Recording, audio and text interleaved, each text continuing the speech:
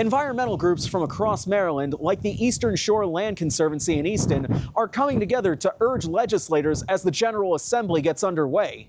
They're hoping that delegates will reconsider any potential budget cuts to environmental programs. The Eastern Shore Land Conservancy is one of more than 30 groups to sign on to this letter to reconsider cuts to environmental programs, as they've already had a rough 2025 with cuts as is.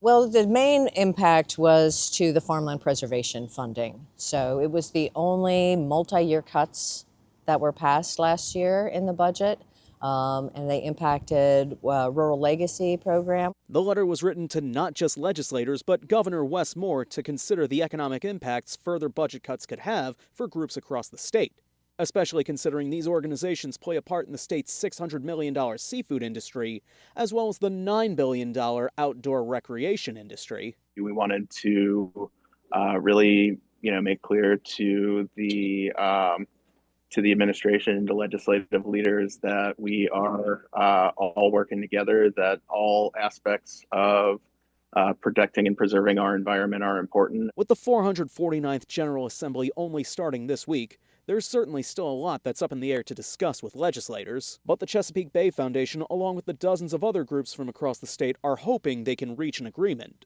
We appreciate what they've done to date, but we need them to really hold the line and make sure, that as they are making some really tough decisions, that the environment remains top of mind, because it really does just touch on so many other things that are important to Marylanders.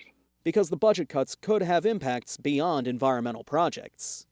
It's food production, it's habitat, but it's also jobs. It's called Rural Legacy for a reason. This is our agricultural is foundational to our identity, but also to our economics. In Easton, Brian Roche, WMDT, because local matters. The Eastern Shore Land Conservancy also tells us this could impact the rate at which they are able to proceed with their Rails on the Trails plan on the Midshore.